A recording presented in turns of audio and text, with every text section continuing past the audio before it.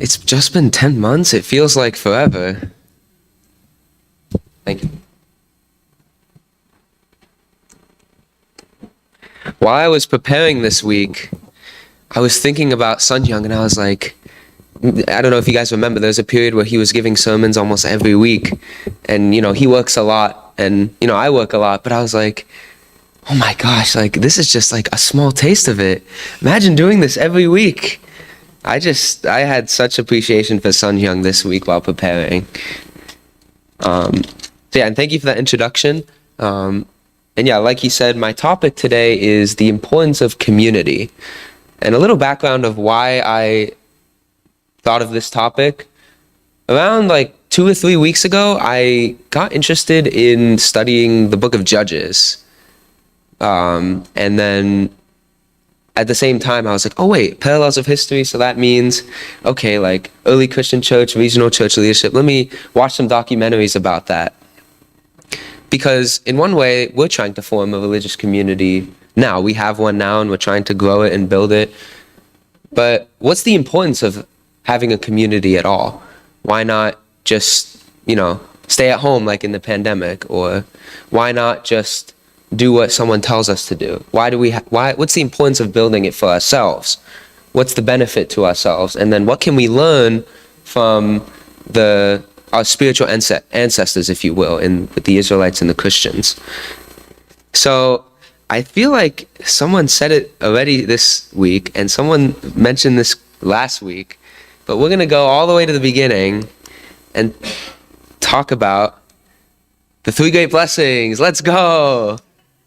Because I really think it sets the stage for what a community really is. So I'm just going to read from the book of Genesis. It says, "Be fruitful and multiply, and fill the earth and subdue it, and have dominion over the fish of the sea, and over the birds of the air, and over every living thing that moves upon the earth." Genesis 1:28. And this, as we know from divine principle, is the 3 great blessings: to be fruitful, multiply, and have dominion. And I want to turn our attention to the second blessing, and specifically on how the second blessing spreads out from the family. In the divine principle on page 34, it says, "A family or society that has formed the 4-position foundation in line with God's ideal becomes a good object partner giving joy to God." So it's not just the family, but it's the society, it's the community that comes out of that family that helps bring the whole world into relationship within it, and then relationship with God as a good object partner. Because that's the goal, to bring the entire creation to become a good object partner, giving joy to God. And this is the goal of a community in terms of like big scale, to form an entity that can bring joy to God. But to do that requires a lot of work. Isn't that right? I'm sure Aunt Catherine and Sun Hyung, as leaders of this community, can attest to, right? And it's on this foundation, like I said, that we can create the kingdom of heaven. Because once the entire universe is in relation with God as a good object partner, that's when the kingdom of heaven on earth can come. It can't fully come until it's everyone, the whole world, the whole creation. And this was, as we read in the principle, Adam and Eve's original responsibility. But as we know, that didn't work out according to plan, right? They did not fulfill this responsibility through the fall, and that's why we're here today, to kind of build back up to that ideal. So before I give my thoughts on why community is important, and true parents have to say on like what a community is with the rest of creation, turn to a partner. I know I may be copying from a few people's ideas. Do like a quick 2-minute pair share, and just maybe you each can speak for 45 seconds, and then afterwards you can have a quick little response time. Why is community important to you, I guess? So take 2 minutes. I will time you guys, and yep, you may begin.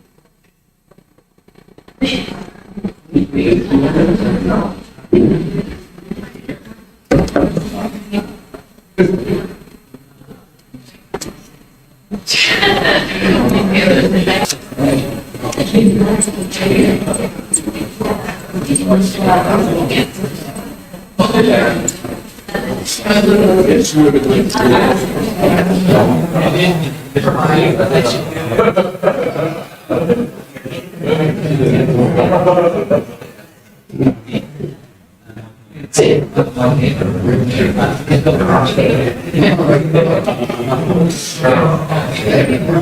if you haven't switched yet, I invite you to do so.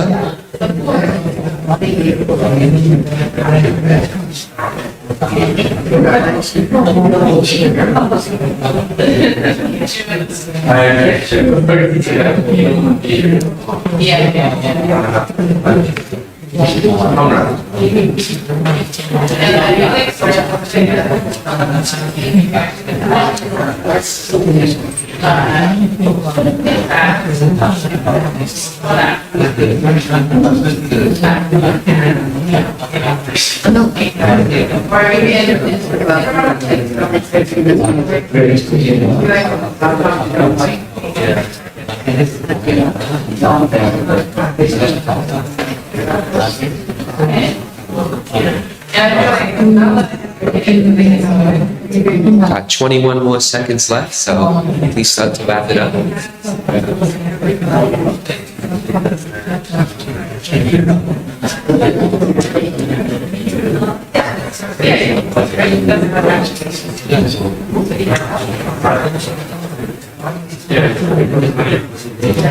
All right. Thank you. Saw a lot of sharing going on. A lot of give and take action right there. I could see the returning of joy within the conversations.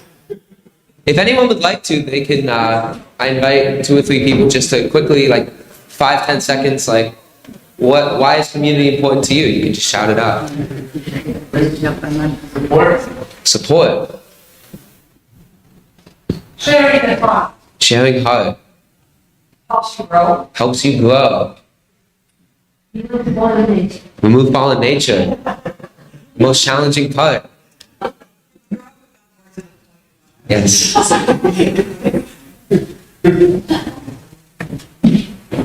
You can help others. Help others, yes. That's a lot of what I put, honestly. I only put 3 main points, but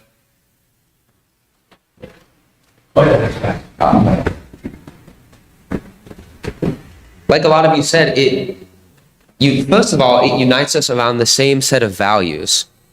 We can live, as families, or maybe we're in a little like a little street in our neighborhood, but if our neighbors think differently or have a different set of values than us, then it might be difficult to live with them. I'll give an example from our area, and my dad will recognize this. We had to put locks in our trash can. Anyone know why? Dad, why did we put locks on our trash can? Yeah, no trash bag, just like, oh, here's my soda bottle, just put it in the trash can. That's a different set of values. And it makes it a bit difficult to live together. And of course we still do, and in the grand scheme of things, that's not a big deal. But on a larger scale, that really adds up and makes it difficult to live together. And so bringing a group of people together around a same set of values is beneficial to us. And like Sam said, it offers support for not only our internal goals, but our external goals. We come to church as a community every Sunday because we want to grow ourselves internally, grow our spiritual lives. And when everyone comes together, we all benefit from it because there's more conversation like you guys just had. There's more feelings of joy. It's great. And lastly, it connects our social groups or our smaller groups of people known as, the tribe, you could say, together. We may have some of our friend groups, but when our friend groups come together, it's a whole nother experience. I really see that through CARP, especially when, Sam brings a lot of his friends to CARP. And, at the beginning, I didn't know any of them. But now, I knew like maybe some of the BCs who came to the CARP events. But now it's like there's 2 groups of friends and they're coming together and it feels better. There's a lot more joy. There's a lot more power in that. There's a lot more growth in that. And and I looked up online, like, why is community important? Like, I just searched up in Google. I was like, all right, I know a lot of people say community is important. Let me just see, like, what Google says. But I actually came across this really interesting article from this magazine called Psychology Today, where it actually says, and I'm going to read a little quote from it, that our diet, how often we journal, or the number of daily positive affirmations we repeat isn't nearly as important as the community we surround ourselves in. The social connections we have or don't have can literally shape the physical structure and development of our brains, leading to integrated or disintegrated mental states. Is anyone unfamiliar with the concept of neuroplasticity? Neuroplasticity is the concept that our brain can change because connections can form and, sever throughout our life. And when I read this, I was like, wow, it really is not just linked to internal spiritual health, but it's related to mental health and emotional health, being part of a community, because it offers that support. It unites us around the same set of values. It's something that we can come together with. And even from a biological point of view, the earliest humans, if you didn't have a tribe or community, you were a goner. Even if it was just your whole family there, you would be a lot more vulnerable to the elements, to the wildlife. It would be harder to find shelter. There wouldn't be strength in numbers. Even the biological side of reproduction, you need a community because you need to find mates. Mating with your family, although we know it's wrong, actually, even scientifically, it's actually not beneficial to the lineage. So even biologically, we're wired to desire community and to want community. And this is pretty incredible, but it's also really difficult, like most beneficial things in life. Am I right? It's really hard to grow ourselves. Imagine growing a whole community. That's really difficult. We have struggled throughout human history to establish healthy, thriving communities. It's not always perfect. We all have baggage. We all bring our own fallen natures, and that's where we can resolve them, as Aunt Hiroko said. But that makes it very difficult. And we're going to get into some of those potential difficulties, but now I want to bring up something that Chumother mentioned in 2020. Everyone remember the COVID pandemic? I went to Korea in February 2020, and then I got sick shortly after. I don't know if that was COVID, but I was like, whoa, because in Korea, it was a lot different in February. It was all over the news. We were lucky to even have all the events that we had there in 2020, because the next month, we all shut down and we're in our homes for 3 months, not in our in-person communities. Yay. But then Chumother 3 months later says, I'm working so that all leaders, whether in the realm of thoughts, politics, economy, or religion, can come under one banner, which is why I proclaimed the Heavenly Parent Holy Community. So we're separated from our communities in a way, but Chumother's like, no, we need to establish a holy community centered on the idea of God being our parent. And while this is a large-scale community, a cosmic community, with everyone, like she said, in all realms, in all areas, how do we do this? That's the question. Because we know it's very important. We know how important community is. And Chumother is even mentioning how important community is. And it goes back to that daunting task that I've heard from a lot of people, that I've heard from a lot of leaders, tribal messiahship. Dun, dun, dun. Very difficult from what I've heard.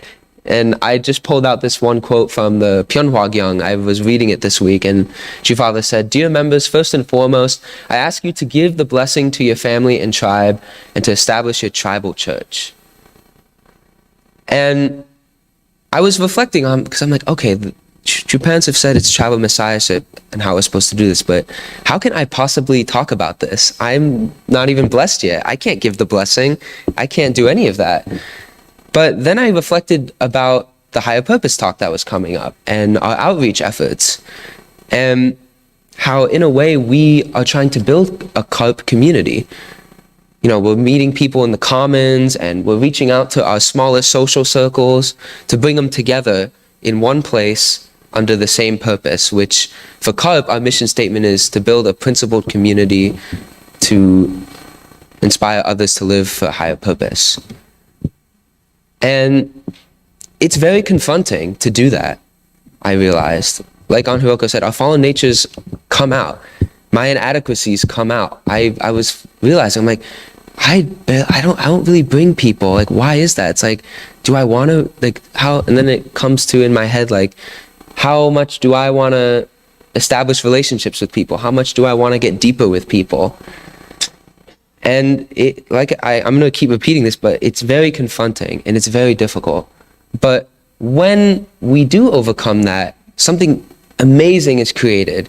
Like Sam said in his report, like, that higher purpose talk was incredible energy, incredible joy, incredible growth from all of us there. And a lot of fun too. Sam didn't mention Coup, but the game of Coup, which is a board game that we love to play, was amazing.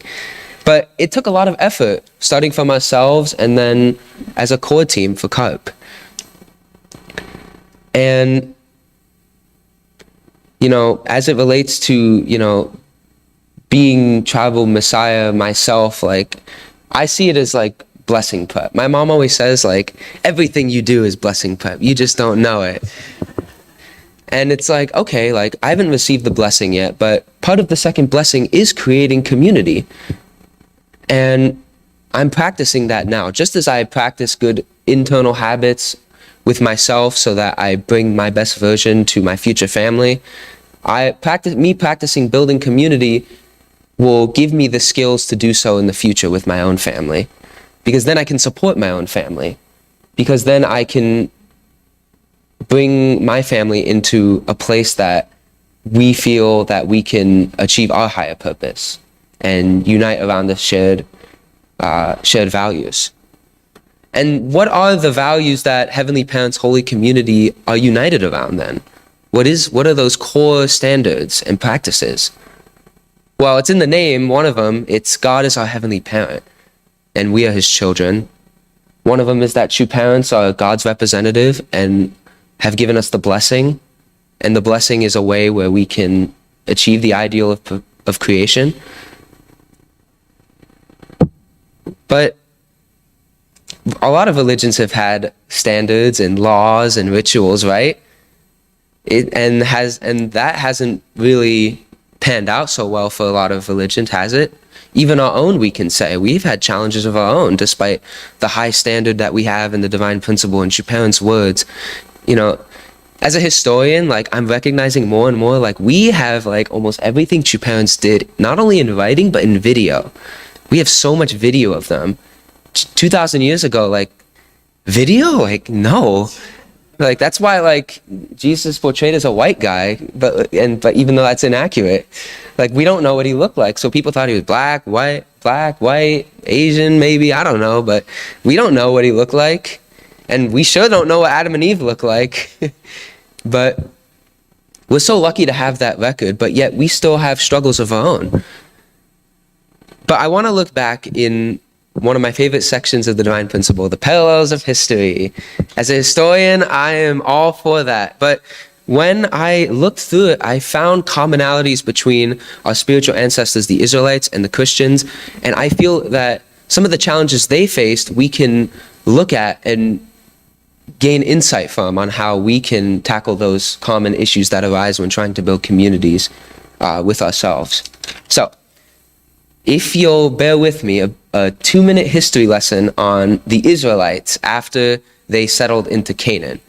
So Joshua finally brought them across the Jordan River. The whole Jericho story, they brought down the walls of Jericho. They drove out the Canaanites and they settled in Canaan. And there were 12 tribes of Israel, and each got a portion of the land of Canaan. And the book of Judges points out that there was no king.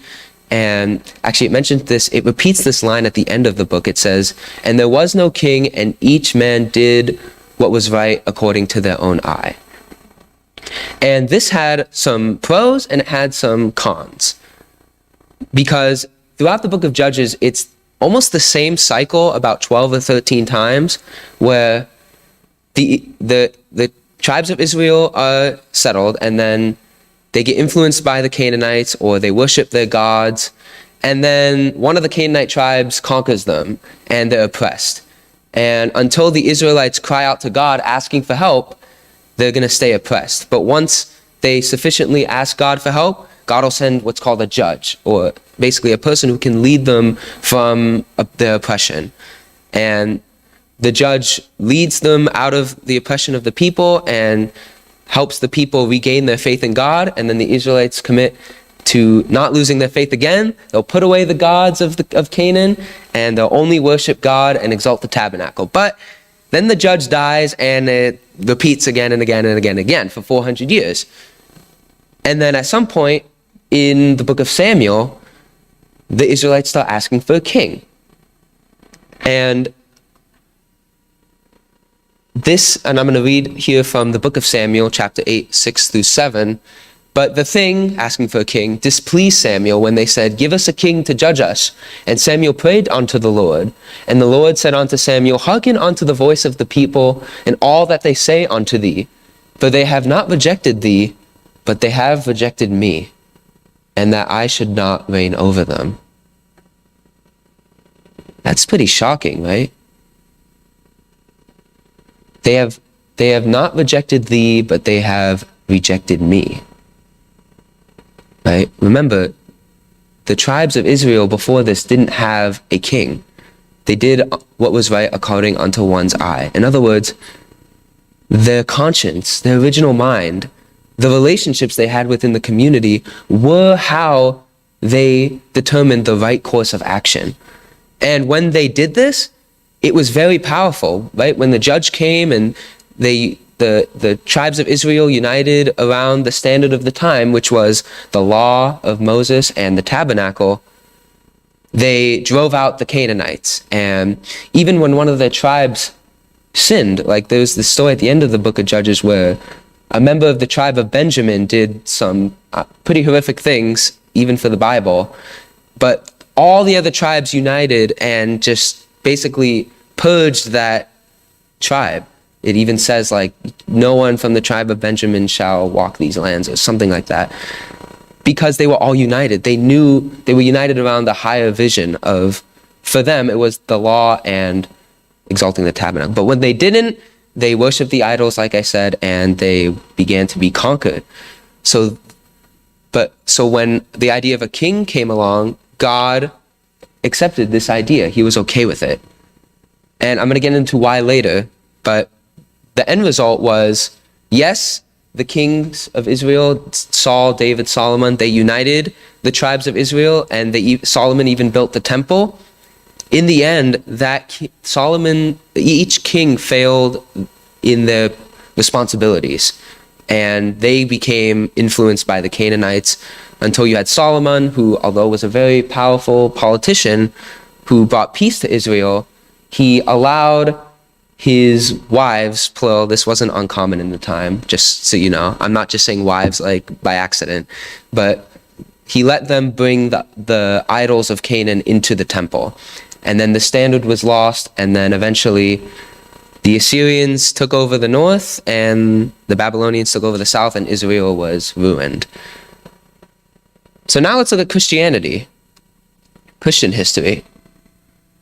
Oh, right, and I forgot to mention that Samuel actually prophesied a warning to them where he said, "And ye shall cry out in that day because your king which ye shall have chosen, and the Lord will not hear you in that day." So when the Israelites got displeased at the kings, or they may have, the people of Israel maybe saw some of their corruption, they couldn't do anything about it. And this eventually happened. So let's take a Christian history now. I think Aunt Catherine mentioned this in one of her sermons, but Paul was one of the first tribal messiahs. He went out across the Roman Empire and spread the gospel and established numerous Christian communities in a bunch of territories throughout the Roman Empire and the Persian Empire. In a lot of areas, I even was listening to this podcast about the Crusades, and there were Christians as far as the Chinese borders. So the Christianity was widespread through small home churches. They were called house churches. House churches led by often women, which was very uncommon for the time, who would have community living and spread the good news, which was the task that Jesus gave to the apostles to do. And so these communities were thriving. They were doing revolutionary, unheard of things of the time. But, at some point it gets too big. And there were so many different gospels and different books. And I'm almost done with the history lesson. There's so many different books and letters that each community eventually was using a different thing. It wasn't like the Israelites they all had the law and they all had the tabernacle. So at some point, a man named Constantine, who was the Roman emperor in the 2nd century, called the Council of Nicaea in the year 325, basically creating a creed which all Christian communities and churches would adhere to, and then choosing a canon, which is like an official list of texts that all Christian communities would use. And this makes sense, right? It's important to have, it's important to unite various communities, because otherwise they're just that community. Remember, we have to bring the whole world as a good object partner towards God. So just having individual communities isn't enough. But what happened was the bishops who were appointed to oversee these various communities took advantage. And they were bishops, they led the church for their sake rather than all of the community's sake, until you had the Pope, who used his status in the bishop, who was originally a bishop of Rome, who said, oh, Peter was the bishop of Rome, and Peter was the first leader of the church.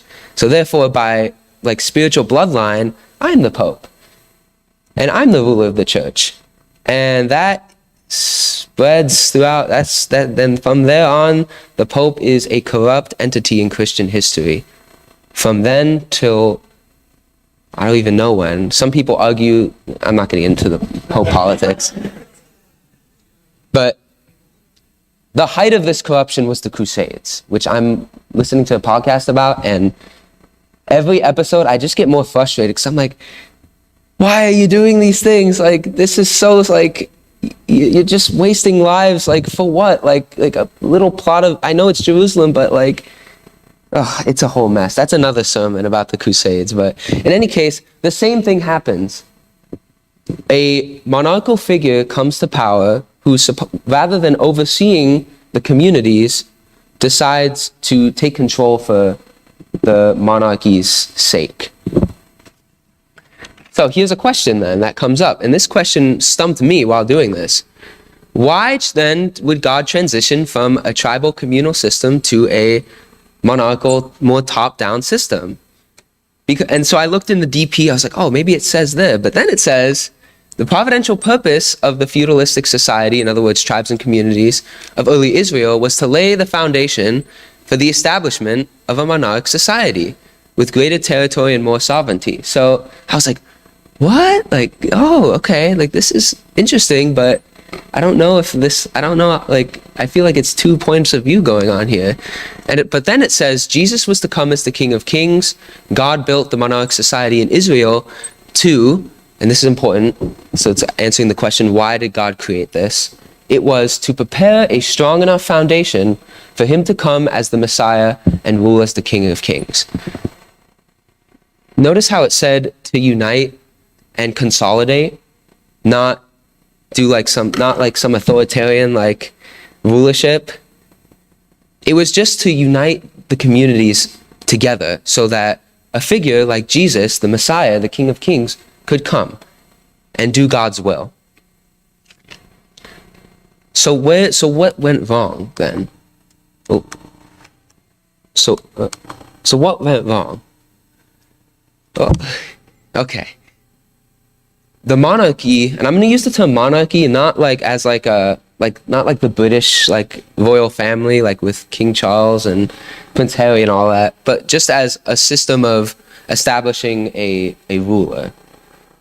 It elevated itself rather than the tribes and communities, like I just mentioned with the Pope and like I mentioned with the kings of Israel. And it also eradicated the community differences that actually led to their growth. When Paul was going across the Roman Empire and preaching to non-Jewish people, in other words, Gentiles, they all had their different cultures. They all had their different ways of understanding the gospel of Jesus. And that wasn't a bad thing. But it was also not a bad thing to have a core standard of faith, right? Like we as unificationists, like I mentioned, what's our standard as a heavenly parents, holy community? God's a heavenly parent, your parents are God's representative. We have the blessing, we should unite with your parents, all these core things. But is Clifton Family Church's service the same or different than Boston Family Church's? Is our church service different than Worcester's family service? It's different. And because it serves the people in that community, that area. With CARP, we're not going to study, parallels of history with, let's like, three people studying the principle come. And one of them has gotten up to parallels of history, one of them's up to Course of Moses, and one of them has just started Principle of Creation. We're not gonna be like, oh, let's just study parallels of history. Like, no, that won't serve everyone. If we're gonna invite all of those three people, we would study Principle of Creation, because that's where the person furthest is, but also studying Principle of Creation is beneficial no matter what, no matter how far you've gotten. But studying parallels of history, if you haven't even heard Principle of Creation, is not that beneficial. You'll be like, what all these words mean? Like, what did these people do? Like, so it eradicated the different ways of serving different populations. But as we know, the problem that happened with tribes and communities in the past is that they didn't stick to the standard of the time. So the Israelites, the law and the tabernacle, and if God changed the standard, like let's say like something happened and it's like, okay, like this hypothetical, let's say like, okay, like we're gonna add like three things, God's like to a prophet, like add three things to the Mosaic law. Then yeah, they would adapt because that was God's word. And that was the new standard. So the standard changes, but not according to our will, according to God's will. So I just want to point out that nuance, because, we don't want to just keep the standard we're used to forever, even though the providence changing. But because, for example, the tribes of Israel didn't do that, it led to their downfall. And God needed a way to consolidate and unite those tribes and communities. But with the monarchy came preventing communities from taking responsibility.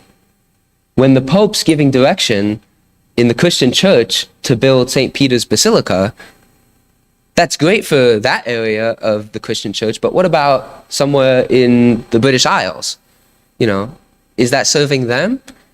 Well, it could, but not if the only focus is on that particular place. You need a balance. It's very nuanced. It's a very difficult nuance, but overseeing is different than being authoritarian, if that makes sense. But if we don't take responsibility, then we do need more authority.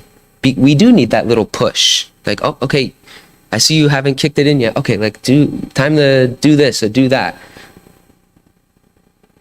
And this is something interesting too, that oftentimes the monarchical figure would change the standard of the time according to their will, not God's will. For example, the most popular thing in Christianity is indulgences, and how that was totally not in scripture, anything in Jesus' teachings. But the Pope and the papacy kind of put their doctrine in with the rest of the doctrine or the faith of Christianity. And that led to huge corruption. It didn't support anyone in the Christian church doing that. That's why you had the Protestant Reformation with Martin Luther. He was like, I'm done with this. I want to experience something that will actually help me, that's supported in Christian. So I know that was a lot. In communities doing quote unquote their own thing isn't necessarily bad either, but it takes ownership, it takes responsibility, and to the degree that we do that, the degree that which there's less like direction, if that makes sense. And that's why tribal messiahship is so challenging, especially for me, because it's like pushing yourself is very difficult. But that's why community is powerful. We can push one another. We can support one another. We can support each other's families. Oh, like, yeah, like I want to reach out to this person, but it's really difficult. Oh, like, what are they like? Like, maybe I've encountered someone similar and I have a best practice for you. So what can we learn then? Well, greater growth occurs in tribes and communities when they take responsibility and ownership. Asterisks there. When the tribes of Israel were united around the law and the tabernacle, they drove out the Canaanites. When the early Christian church was united with Jesus, the more united they were with Jesus, the more they grew. And community differences are okay, as long as that standard is the same. You can have different ways of serving different populations in different communities, but we can't just stray away from like what the teachings actually are just because like I don't know if they'll like this. I'll leave that out. I'll leave this part of the DP out. Like, oh, it says this in the red part, but okay, well, it doesn't matter. Like we can skip. Like no, like we can't do that. That's not authentic at all. And like I mentioned before, an overseeing authority is necessary because it consolidates and unites different communities to come to, as a greater whole. But a controlling authority is harmful. And I'll add another nuance in here. Controlling, should I? No, never mind. Okay. The blame game doesn't work because it's not responsibility and it's not ownership. Has anyone heard of the Bernstein Bears set of kids books? You have? Oh, no one seems to know what it is. My parents got it for me and my sister, and they would read it to us. And one of my favorite stories, I don't know why, maybe it's because my parents were like, maybe this is like you and Chloe, hint, hint, wink, wink. The blame game, like I forget how the story goes, but the parents in the story call it the blame game. Don't play the blame game. So even when building our own communities, if we're receiving challenges or difficulty, like the building, we can either blame them, only focus on like, oh, this is what they're doing is wrong for A, B, and C, and it could be true, it could be not. That's not what I'm talking about here, but if we take ownership and responsibility and say, okay, this is something that hasn't worked. What's happening here isn't, how it should be. How can we fix that for the future? Which is why I'm really excited about how Sunhyung, you're spearheading the situation, trying to negotiate with our leaders, being like, okay, like this thing happened, it's not good, but we're not gonna blame you for it, or we're not gonna focus on what you did wrong. Let's make a proactive solution so that we don't have to be in this situation again, right? Similarly, if we blame like people in the past about like, oh, like why are we, how do I put this? Like, oh, like the building's run down, this, that, and the other thing. Like, oh, people in the past, like we shouldn't have bought this building or whatever. It's like, okay, how can we be proactive about it? We can either sell it or we can make it an investment property. However we decide to, like, those were the various solutions proposed. However we decide to do it, it has to be from a position of taking responsibility rather than blame. And then, of course, in order to accomplish any of this, you have to have relationships with others that are shared in this same vision and common standard that keeps the community together. Because if you have relationships, the physical location isn't as much of a priority. That's why I'm so confident that even though, this building will most likely be sold, it's not like our community is gonna like be disappeared. I have relationships with a lot of people. I want to have more relationships with more of you guys. I know that everyone in the audience has relationships with each other. Those relationships aren't going to die. We as a community aren't just going to suddenly be like gone because we don't have a physical place. Like, we'll manage, and then we can adapt and take more responsibility, find a good place that's, sustainable, that, maybe we can learn from the past, like what worked, what didn't work. And that's how we can build our holy community here and contribute to Heavenly Parents' holy community. By uniting with the core standard, through tribal messiahship, with building healthy relationships and reaching out to people in our smaller circles, by not playing the blame game, that phrase makes me laugh sometimes, I'm sorry, and focusing on what we can control rather on what others may have done right or wrong. And then growing our local initiatives too. Like with CARP, for example, that's something that I and a few other people in our community, like Sam, Eva, and Aki, are spearheading. Yuck, like Sun Hyung and Yoshim. Higher Purpose Forum with Jim Edgerly. Principles to Live By with Aunt Catherine and Aunt Heather. All these programs that we have that uniquely serve the circles we're trying to reach out to. By growing those, we're contributing to this holy community. That was a lot, right? I hope it wasn't too heavy, because as I was writing this, I'm like, can I even talk about this? Like, how often do I hold True Parents Standard at all? Like, how often do I invite people in my own life to CARP? Like, I could be doing so much better. But it goes back to me, not blaming myself, but asking myself, okay, what has worked? What has not worked? How can I take more responsibility by doing things that will benefit me and will work in the future? And that's through examining my past life, and we've kind of examined our past with our spiritual ancestors. And yeah, I hope that it gave a new light to what community means and how we can build it effectively together. And one last question. Do we think we can build this holy community? All right. Thank you so much. All right. Please join me in prayer.